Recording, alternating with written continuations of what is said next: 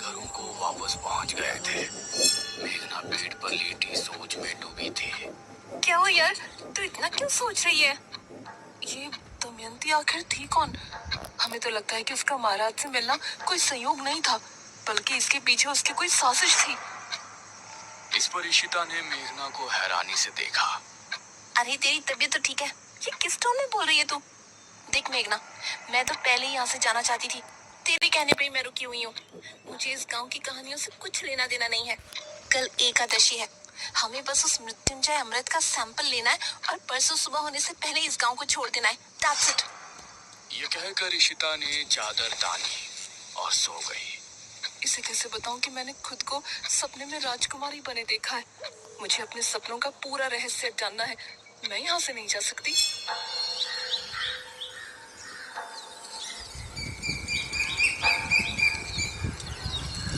अगले दिन इशिता और मेघना आपस में बातें कर रही थी। आज रात को ठीक 9 बजे हम इस घर से निकल जाएंगे, ठीक है? यार मुझे इस तरह बिना कुछ बताए जाना ठीक नहीं लग रहा। हमें सबको बता देना चाहिए कि हम यहाँ पर मृत्युंजय अमृत के लिए आए हैं। तभी दरवाजे पर दस्तक हुई।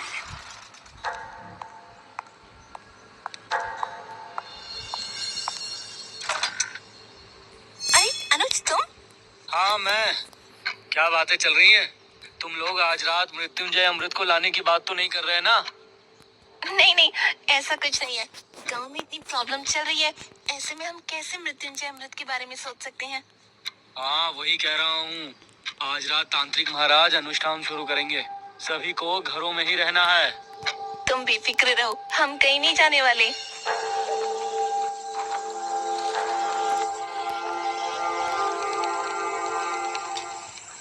रात होने पर तांत्रिक महाराज ने अनुष्ठान की तैयारी शुरू की। उनके साथ किले में मुखिया और गांव के 2 आदमी मौजूद थे। वहीं अनुज और उसकी माँ हवेली पर अपने कमरे में बैठे थे। माँ, मेघना और इशिता को भी यहाँ बुला लूं? कहीं उन दोनों को डर लग रहा हो। इस पर ठकुराइन ने अनुज को घूर कर देखा। मैं सब समझ रही हूँ, तुम उस शहरी लड़की पर लट्टू हो रहे हो। माँ, बस वो जहाँ है उसे वहीं रहने दो, न जाने कब यहाँ से जाएगी। मेरा बस चले तो मैं अभी उसे इस घर से निकाल दूं। उस समय इशिता और मेघना घर के पिछले दरवाजे से निकल रही थी।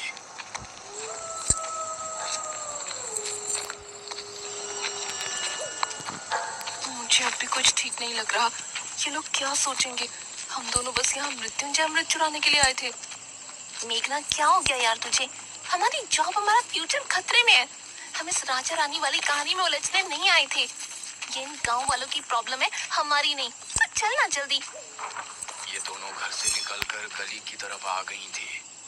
गांव में सभी लोग अपने अपने घरों में बैठे थे। सभी तांत्रिक महाराज के अनुष्ठान के सफल होने की प्रार्थना कर रहे थे। पूरा सामने जंगल का रास्ता। उस समय गांव का एक आदमी राजू सिगरेट पीता हुआ जंगल की तरफ से आ रहा था। अरे यार, आज तो ओस बहुत ही ज्यादा है, सिगरेट भी नहीं सुलग रही। कुछ ही दूरी पर उसको इशिता और मेघना सामने से आती नजर आ रही थी।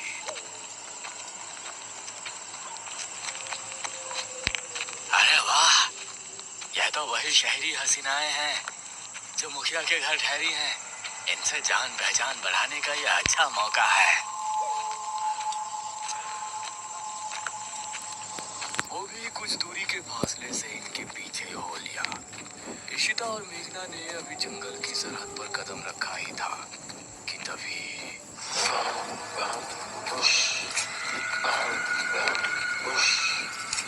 इसे सुनकर ये दोनों चौंक पड़ी। अरे ये तो वही आवाजें हैं, निशिर मोलो। और राजू भी इस आवाज को सुनकर डर गया। हे भगवान, निशिर मोलो। राजू का दिल दहल उठा। उसने पाया कि वह आवाज ठीक उसके पीछे से आ रही है। उसने जैसे ही पलटकर देखा तो निशिर मोलो ठीक उसके सामने थे। एक पल को राजू की सांसें मानो रुक सी गई। तभी ताबूत अपने आप खुल गया। उससे 2 भयानक हाथ निकले जिन्होंने राजू को ताबूत के अंदर खींच लिया। राजू की चीख सुनकर इशिता और मेघना दोनों ही बेहद डर गई। कहा था ना, आज जंगल जाना ठीक नहीं होगा।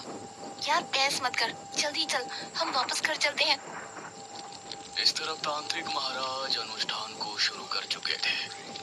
वो आंखों को बंद किए लगातार मंत्रों का जाप कर रहे थे। मुखिया और वो दोनों आदमी उनसे कुछ ही दूरी पर थे। भागो जल्दी, कहीं निशिर मोलो हमें देख ना ले। इशिता और मेघना दोनों अब डरी हुई हालत में आगे बढ़ रही थी, लेकिन वो आवाज कम होने के बजाय और बढ़ती जा रही थी। माँ, मैं यहाँ क्या करूँगा? मैं भी किले पर जा रहा हूँ। हो सकता है पिताजी को मेरी जरूरत हो। अरे भूल गए क्या, किसी को भी बाहर नहीं निकलना है। अरे मुझे कुछ नहीं होगा। वैसे भी निशिर मोलो की आवाज अभी तक नहीं सुनाई दी। मुझे नहीं लगता कि वो आ जाएंगे। ये कहकर अनुज अपनी माँ की बात काटते हुए घर से निकल गया। इस तरफ तांत्रिक महाराज भी अपनी आंखें बंद किए ध्यान मग्न थे। तांत्रिक महाराज ने खुद को एक अंधेरी जगह पर पाया। क्या यहाँ कोई है? सामने से कोई जवाब नहीं आया और तांत्रिक महाराज के पास एक तितली आकर रुकी। वो तितली अंधेरे में चमक रही थी। वो कुछ देर उनके पास रुकी रही और फिर एक तरफ चली गई। तांत्रिक महाराज भी अब उसके पीछे हो लिए। काफी देर तक चलने के बाद वो तितली जमीन पर बैठ गई। तांत्रिक महाराज ने पाया कि जमीन पर एक दरवाजा लगा हुआ है। वो तितली उस पर बैठते ही गायब हो गई। मेघना और इशिता को भागते हुए काफी समय हो गया था। किला इनके सामने ही था। सामने से अनुज भी आ रहा था। उसने इन दोनों को सामने से आता हुआ देखा। अरे हम मेघना और इशिता, ये तीनों एक दूसरे को देखकर हैरान रह गए। तुम दोनों यहाँ क्या कर रही हो? तुमको तो अपने कमरे में होना चाहिए था। मेघना कुछ कहती, लेकिन इससे पहले ही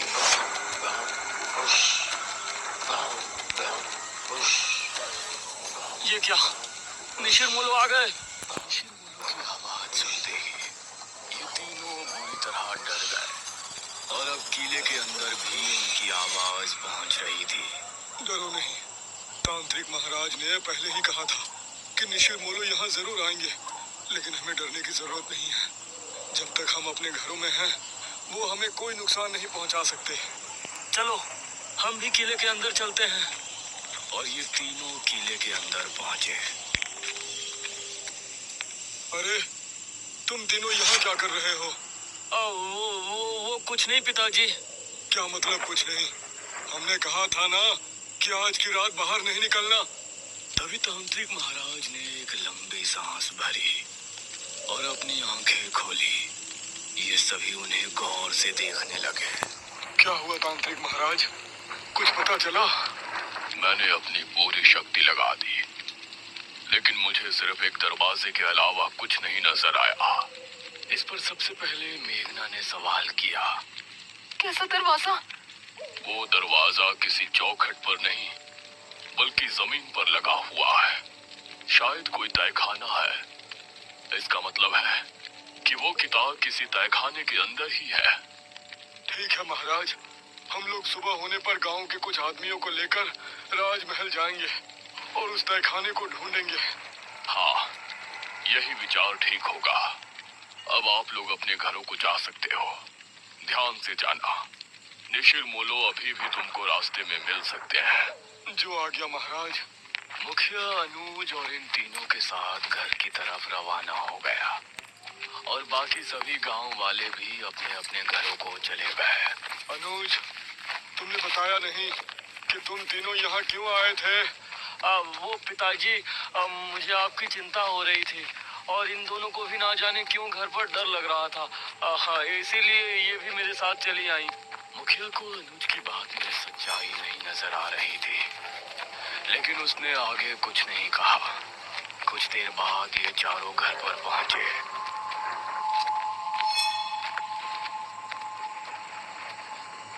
अब तुम लोग जाकर अपने अपने कमरों में चुपचाप सो जाओ, कोई मस्ती मजाक नहीं। जी पिताजी। ये कहकर मुखिया अपने कमरे में चला गया। फिर मेघना ने अनुज की तरफ देखा। थैंक यू अनुज, तुमने हमारे लिए अपने पिताजी से फिर झूठ बोला। अरे कोई बात नहीं मेघना, तुम्हारे लिए तो मैं 1000 झूठ भी बोल सकता हूँ। ये कहकर अनुज मुस्कुराते हुए अपने कमरे में चला गया। फिर इशिता और मेघना भी अपने कमरे में पहुंची। उस रात मेघना के मन में कई सवाल चल रहे थे। करीब 4 बजे जब वो सो रही थी तो उसने अपने आप को राजमहल में खड़ा हुआ पाया। अपने उसी राजकुमारी वाले अवतार में वो एक गलियारे से होती हुई आगे बढ़ रही थी। सामने ही एक बड़ा सा दरवाजा नजर आ रहा था। वो उस दरवाजे से होती हुई अंदर पहुंची। सामने एक अलमारी थी। उसने उस अलमारी को खोला तो उसके अंदर एक बक्सा रखा था। उस बक्से को खोलने पर उसे एक अंदर बड़ी सी चाबी रखी हुई नजर आई। मेघना सपने में बिल्कुल सही सलामत थी, लेकिन बाहर उसका पूरा शरीर पसीने से सराबोर हो गया था। तभी शीता ने करवट ली तो उसने एक पल को आंखें खोलकर मेघना को देखा। मेघना, क्या हुआ तुझे? उठ। उसने मेघना को झंझोड़ा तो मेघना की नींद टूटी। क्या हुआ तुझे मेघना? देख तुझे कितना पसीना आ रहा है। मेघना नींद से जागी और लंबी लंबी सांसें लेने लगी। अरे कुछ तो बोल, कोई बुरा सपना देखा क्या? मेघना ने इशिता के जवाब में हल्का सा हाँ में सर हिलाया। इशिता ने उसे पीने के लिए पानी दिया और फिर उससे लिपट कर लेट गई। सुबह होने पर तांत्रिक महाराज कुछ गांव के लोगों को लेकर राजमहल पहुंचे। कोई भी कमरा, कोई भी गलियारा छूटना नहीं चाहिए। जी महाराज। गांव के सभी लोग अब अलग अलग गलियारों में चले गए। एक आदमी जिसका नाम मनीष था, वो एक कक्ष के सामने खड़ा था। उसने जैसे ही दरवाजा खोला तो कई चमगादड़ तेज शोर करते हुए वहां से निकल गए। उसने खुद को संभाला और कमरे के अंदर दाखिल हुआ। हे भगवान, कितना बड़ा कमरा है। तभी उसे भारी कदमों की आहट सुनाई देने लगी। उसने सामने देखा कि वही लबादे वाला आदमी उसके सामने खड़ा है। मनीष उसको देखकर दरवाजे की तरफ भागा, लेकिन दरवाजा अपने आप ही बंद हो गया। तभी वो लबादे वाला आदमी तेजी से उसके करीब पहुंचा और उसने कसकर मनीष का गला पकड़ लिया। मनीष की चीख महल की दीवारों में ही सिमट कर रह गई। गांव के लोगों ने राजमहल की अच्छे से तलाशी ली, लेकिन राजमहल इतना बड़ा था कि अपना पूरा दिन लगाने के बाद भी वो आधे राजमहल की छानबीन भी नहीं कर पाए थे। तांत्रिक महाराज, अब तो रात होने वाली है। अभी तक उस तहखाने का कुछ पता नहीं चला। उसको ढूंढना इतना भी आसान नहीं है जितना हमने सोचा है। मुखिया जी, हम रात में यहाँ नहीं रुक सकते। अवश्य, हम सभी यहाँ से निकलते हैं। सुबह होने पर फिर से आएंगे। ये सभी राजमहल से निकल ही रहे थे, तभी सामने से इनको मेघना आती हुई नजर आई। अरे बेटी मेघना, तुम यहाँ? जी अंकल। तुम यहाँ क्यों आई हो पुत्री? मुझे लगता है कि मैं उस तहखाने तक आपको लेकर जा सकती हूँ। ये कैसे हो सकता है? इस पर तांत्रिक महाराज ने मुखिया को हाथ के इशारे से चुप कर दिया। तुमको ऐसा लगता है तो ठीक है, बताओ कहाँ है वो तहखाना? अब मेघना आगे आगे चल रही थी और सभी उसके पीछे थे। वो एक गलियारे से होती हुई आगे बढ़ रही थी। सामने ही एक बड़ा सा दरवाजा नजर आ रहा था। वो उस दरवाजे से होती हुई अंदर पहुंची और ये सब भी उसके पीछे अंदर पहुंचे। सामने एक अलमारी थी। उसने उस अलमारी को खोला तो उसके अंदर एक बक्सा रखा था। उस बक्से को खोलने पर उसे अंदर एक बड़ी सी चाबी रखी हुई नजर आई, जिसे देखकर ये सभी हैरान रह गए। हे भगवान! मेघना ने बिना कुछ बोले चाबी को उठाया और फिर से आगे बढ़ी। सामने एक और दरवाजा था। मेघना उससे होते हुए सभी को अपने साथ अंदर ले गई। उस अंधेरे कमरे में सभी को जमीन पर एक दरवाजा नजर आया। जिसे देखकर सभी की हैरानी का ठिकाना नहीं था। यही है वो दरवाजा जो हमने हमारी दिव्य दृष्टि से देखा था। उस दरवाजे पर एक छेद था।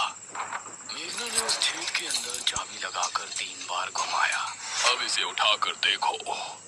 तांत्रिक महाराज के कहने पर 2 आदमियों ने दरवाजे को उठाकर देखा तो वह आसानी से उठ गया। दूसरी तरफ अनुज और इशिता घर पर मौजूद थे। अनुज, मेघना कमरे में नहीं है।